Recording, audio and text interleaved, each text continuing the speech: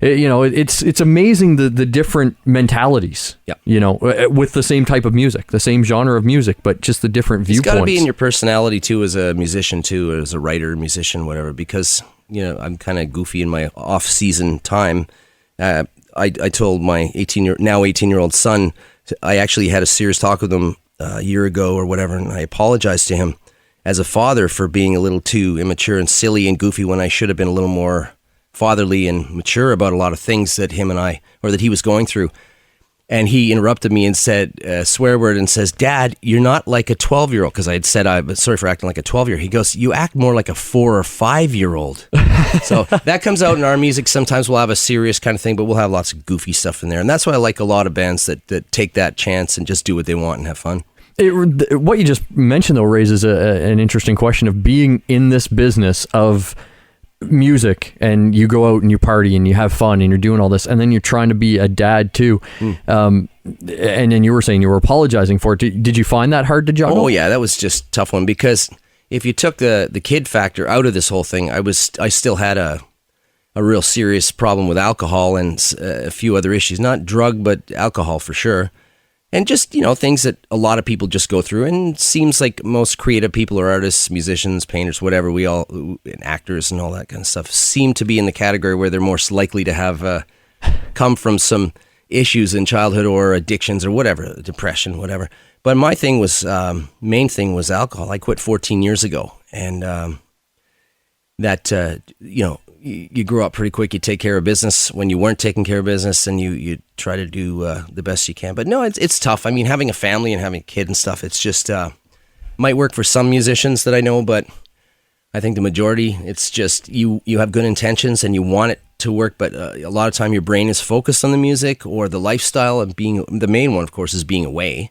Yeah, I mean, you're just gone all the time. I had kind of a unique situation where the mother to my son died of cancer, and she was out of the picture actually when he was 2 years old. So I was essentially a single father for most of that time during the more successful times in our career in the early 90s, like 95 to 90, whatever it was. But now that he's older and aunt lives close by, and my parents live close by, it's great. He has his own life. I go off and do my touring now. I do more now than I've ever done for years because of that.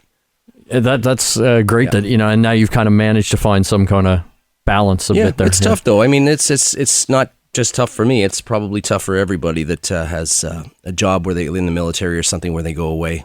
Yeah, for sure. Yeah.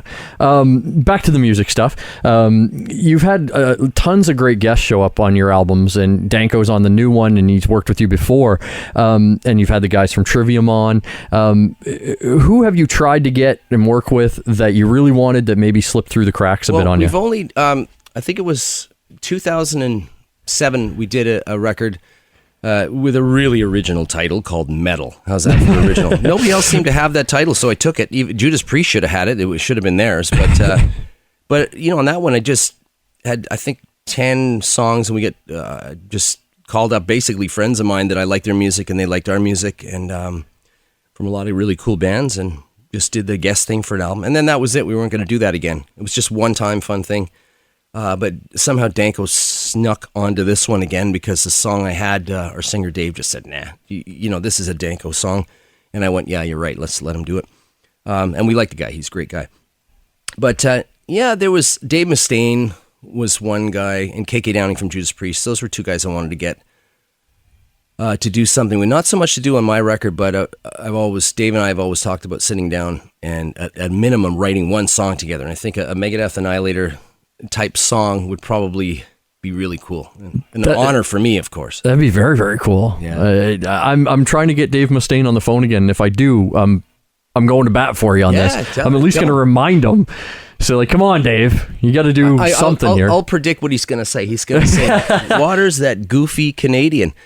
He likes Canadians. He's hired 2 Canadian brothers, of course, at one time a few years back, or 2005, 6, whatever. The Drover brothers. Still got a Canadian in there. Yeah, a drummer. But he kind of likes Canadians. He thinks we're goofy and kind of silly, which is a good thing. It is, and he's not far off. Last thing I'll ask you, you've been touring for forever. When you think of road stories and odd things that have happened to you on the road, what is the one that sticks out in your head, besides apparently kidnapping a fine lady out of Estonia? Well, that was one of the best stories. It's not, for anybody else, it's probably not that interesting. For me, it's one of the best things that ever happened, of course. But I guess if you want to go to the rock and roll road stories, I have one. Do you want me to? I'll try to condense it. You got you got 2-3 minutes? Yeah, shoot it. This is a good one. Pantera and Annihilator were touring with a band called Judas Priest, and they had, in 1991, they had one of their best albums, and their biggest album at that point, called Painkiller. And it was, me as a metal fan, I mean, I'd had 2 albums with Annihilator at that time, and our first 2 Annihilator records were very big sellers around the world. So we were special guests to Priest, and Glenn Tipton, the guitar player, had chosen Annihilator to be the guest, and Rob Halford had the job to pick the opener. And he picked an unknown band that didn't have a record out in Europe at the time. They had one, it was coming out, it was called Cowboys from Hell. But it wasn't released in Europe at the time of the Priest tour. Anyway, so Diamond Daryl, as he was called then, not Dimebag, Diamond Daryl was how he started out on that tour. We shared a bus with Pantera for a couple of months, which that is another story in itself. It's a lot of rehab kind of stories you could talk about there. But basically, Diamond and I, we were the same age. We liked Randy Rhoads. We liked Slayer. Our number one guy was Eddie Van Halen, as you can see from my shirt. And so we had a lot in common. And we get to jam, backstage at these stadiums and arenas. It was a huge tour. It was like 40 to 50,000 people a night for 3 months. And we would, of course, play our shows and then party after the show by watching Judas Priest at the side of the stage in a chair with a bucket of ice and beer. So we were playing somewhere in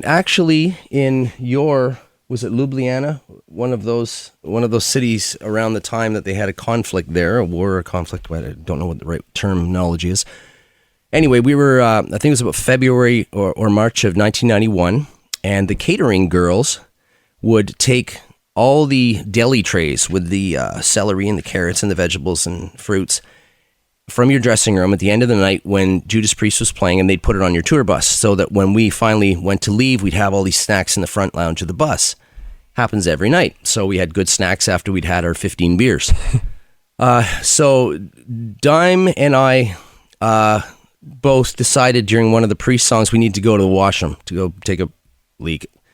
So we went backstage in the dressing room to take a quick leak, and we were going to do it quick because we wanted to get back out to watch the rest of the Priest set. And for some reason, at the same time, he and I decided, why don't we just pee on the deli tray? And when they put it back on the bus, of course, whatever. I don't think we were even thinking about the bus. I think it was just pee on the deli tray. So really drunken, idiotic, immature, stupid thing. But we did it. And we forgot about it. We went back, watched Priest, drank more, got super drunk. We came back in. We got on the bus a couple hours later. We started rolling. We sat down in the front lounge of the bus with everybody on there. There was about 16 or 18 people on the bus, and all crammed in the front. It was another party, traveling night. And what had happened is